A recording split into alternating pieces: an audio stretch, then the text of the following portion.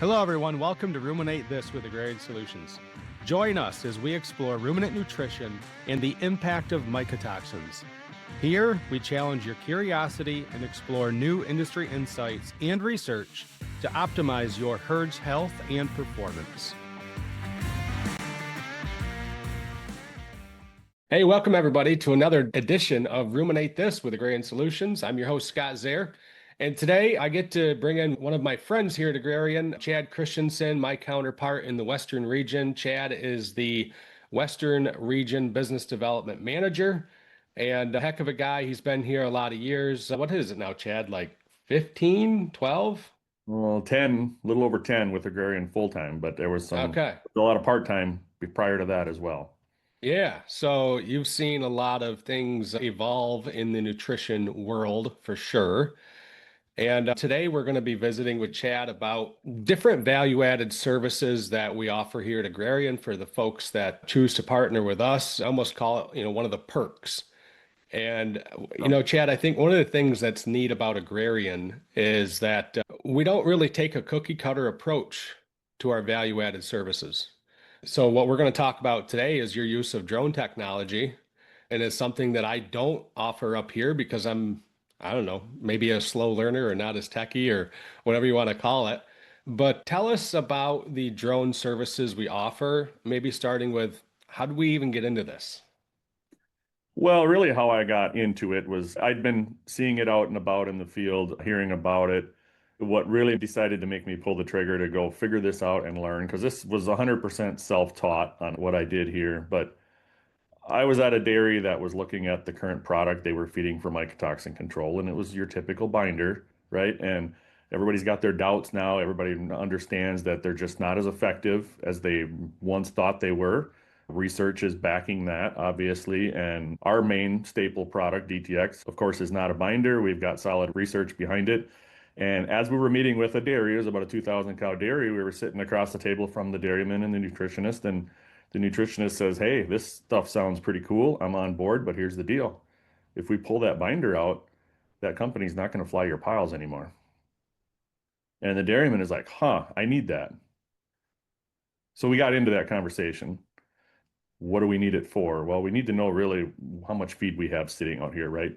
But it got in deeper. The banker was interested in knowing what they had for inventory. When it come time to meet with their accountant, they needed to be able to report, and they needed to show something on paper what they really had for value sitting on the ground that Yeah.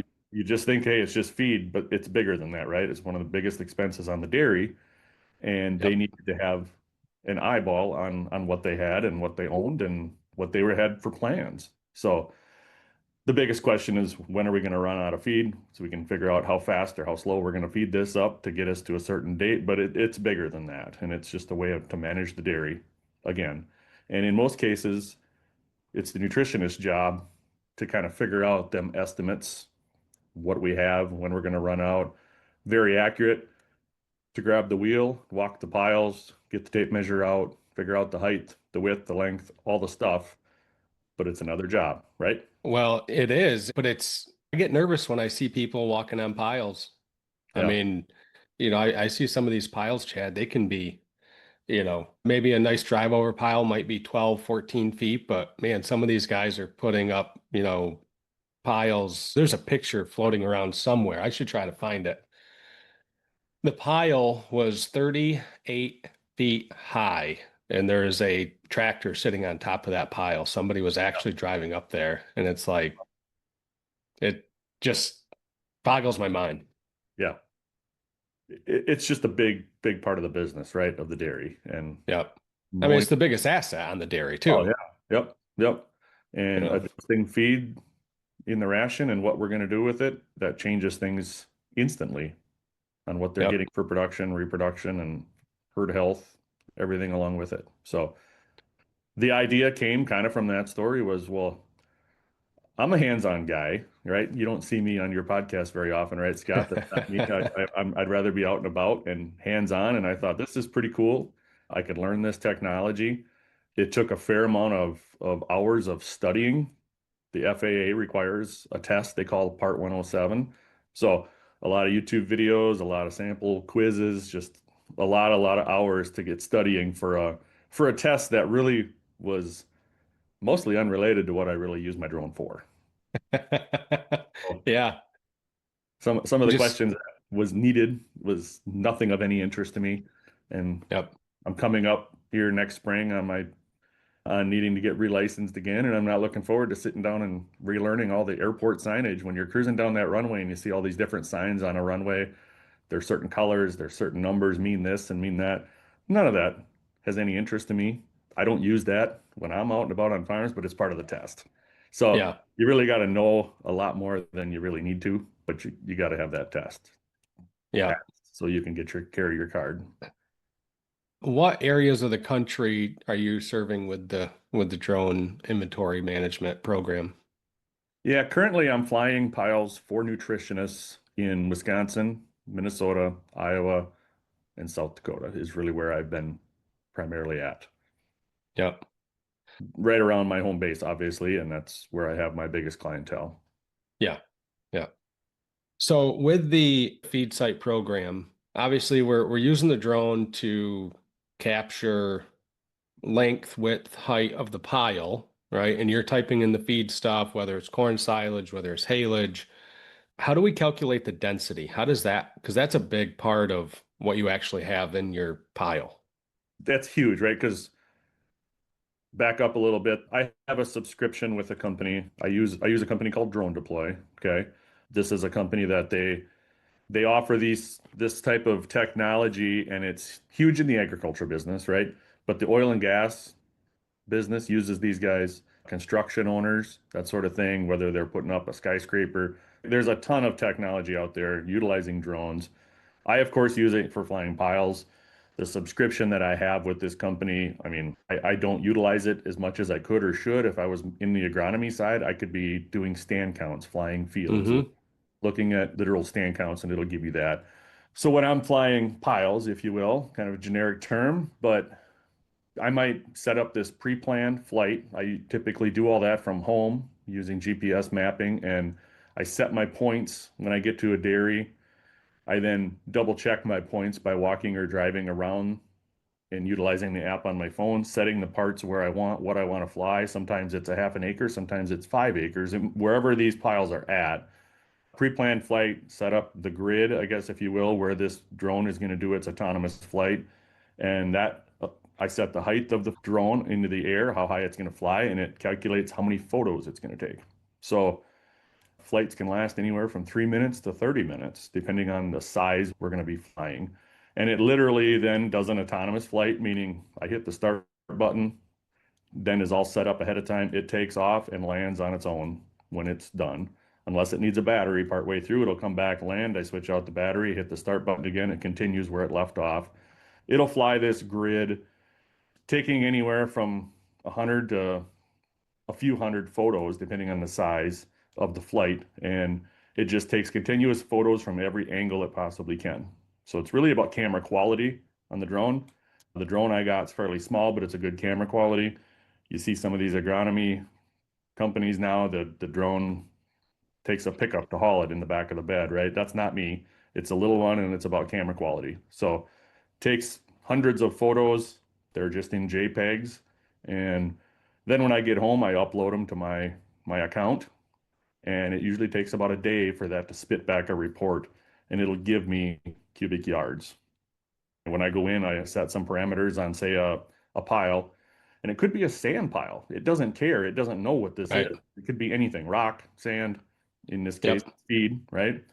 I go around the grid and it'll give me cubic yards of what I have. So density and moisture are not a factor at that point, right? Then I have a calculator that I have set up where I enter that density and that moisture because that's the big factor where this could be inaccurate. So Yep. that's where I work with the nutritionists as I say, hey, what's the moisture of that haylage or corn silage?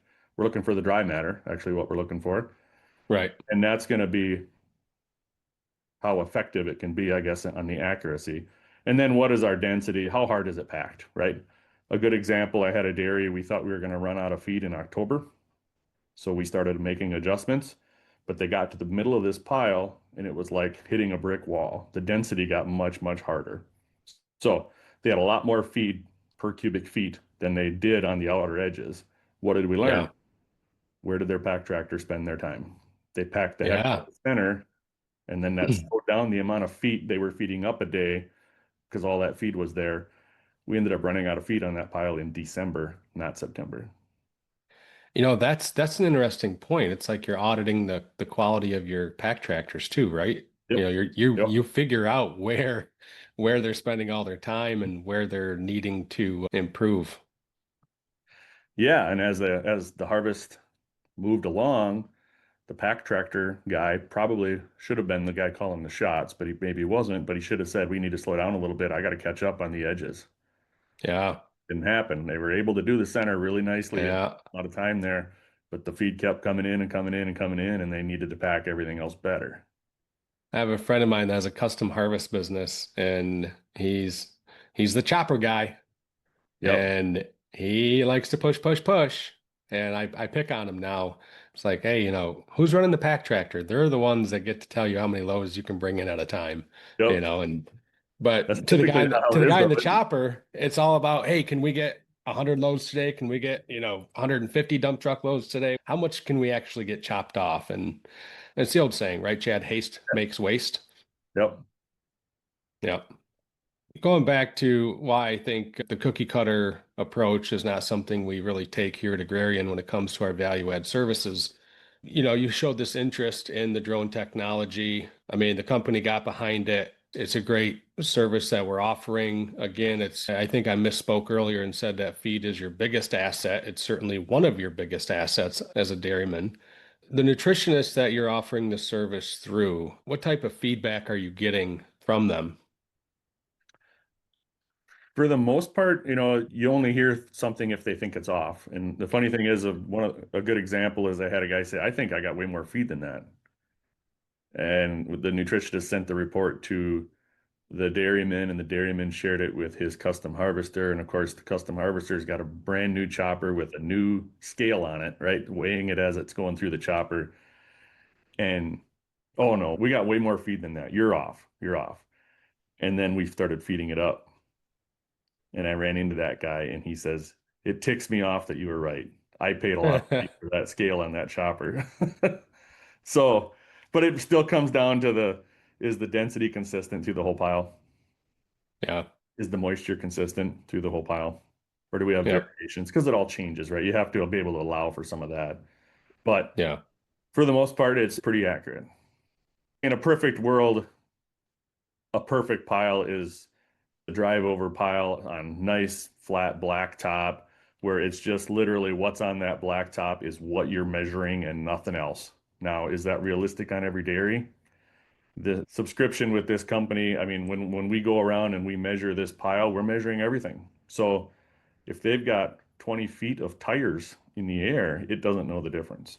So Yeah. you see some different odd shaped piles. You see some piles into a hillside. Where does the wall end? Is the wall straight up and down? Is it angled? There's some variability when you get into situations like that. Not every dairy has a perfect situation, like I said, with just a flat, nice, smooth blacktop and drive over piles from every side where you're just literally measuring a mound. So we have to be able to factor for a lot of that kind of stuff as well. So Yeah. yeah. I think one of the neat takeaways as you've kind of developed this program here at Agrarian, what our feed site program is what we call it, is obviously there's times where, like you said, that 2000 cow dairy, it was a way for us to demonstrate value on the front end and let DTX speak for itself. I think one of my biggest points was we have all the confidence in the world that every dairy is going to be better off feeding DTX versus feeding a binder, right? The results are there, the research is there. Feeding binders in many cases are doing more harm than good. Don't feed a binder because somebody offers you a service like this. I can help you out. Well, no, that's a great point. And I would just kind of really encourage people to take what you just said and think hard about it. I mean, go back and listen to some of our earlier episodes here on this podcast discussing the research from the Cajal et al. Group out there in Spain there's a lot of nutrients represented in the feed piles that you're flying. And when we're working with clay-based products or yeast cell wall-based products, there's a lot less nutrients available to the cows when they're mixed in with the feed. Yep. So I think to me, when I think about what you've done, like that's one of the biggest takeaways I think I have from that whole thing is we talk a lot about like nutrient allocation, right? And feeding DTX to reduce inflammation makes more nutrients available for the cow for productive purposes. And you're literally showing the dairyman, the nutritionist, how many nutrients, how many tons of nutrients are in the pile. Yep. And we can show with research that we can bind up a lot of those nutrients. So I applaud you for it because it's something that, I looked at doing and it just didn't click for me. I guess one other question that I was thinking about here, if you had 30 seconds with a nutritionist to really drive home, what are the three things as to the true advantages to using Chad with his drone technology to do inventory? Well, I set this up as a service for working with us, right? We offer a heck of a service by covering a lot of the costs to nutritionists at Dairyland Labs, right? Every nutritionist is using a lab to sample everybody's feed. You work with us, we'll help you out. We'll cover some of them costs. This is just another way for me to provide a service that helps them look good in front of their customers. So rarely do I don't ever go to a dairy and pitch that, hey, I'd love to come fly your piles. No, my audience is the nutritionists. They bring me to the dairies. They support me. They then support the product line because of that. So, as I mentioned earlier, the very first thing that nutritionists mentioned, well, these guys won't fly your piles if you switch over to the DTX product. I just walked out of there saying, well, heck, I can do that. And I didn't care at that point if the company supported me or not. I was buying a drone and I was going to learn because I could be more valuable on a farm. Yeah, Chad, I think that's just a great example. Everything that you described, like the back end work that goes into this, the technology that goes into it, I think is incredible. And it's just another demonstration of how new technology is able to provide value to the dairy and to the nutritionist, right? And I think that's one of the great perks of working with us at Agrarian. It's about utilizing your skill set. It's about how does Chad Christensen bring value to the folks that he works with. And I just think it's a neat program. So kudos for you for kicking it off. Yeah, it's been really good. I do believe it's helped our relationship a lot here in this my part of the world at least with nutritionists. And like I said earlier, that's my audience. So that's who Yeah. I'm thing. And when they reach out for help, they want to work with you. All right. Well, hey, folks, if you want to get a hold of Chad Christensen, I'm not going to drop his personal contact here on the episode. But Chad, once again, tell us again what states you're covering in particular. Yep. So I'm spending most of my time flying pals currently in Minnesota, Wisconsin, Iowa, South Dakota. All right. So, folks, if you're in that region and you want to get more information from Chad, give us a shout out in an email. That's going to be podcast@agrsol.com. We'll get you in touch with Chad and you can pick his brain more. Again, that's podcast@agrsol.com. Chad, I want to thank you for taking time out of your day today to come visit with us on Ruminate This. I know this is probably one of the most fun things you've done in the last couple of months. But I'll give you a quick parting word, what you want people to remember about our conversation today. Just at Agrarian Solutions, we want to stay flexible and easy to work with you and support you in any way we can. I like it. I like it. All right. Well, thanks, Chad. I'll let you get off the hot seat and we'll catch everybody with another episode of Ruminate This coming up soon. Thanks.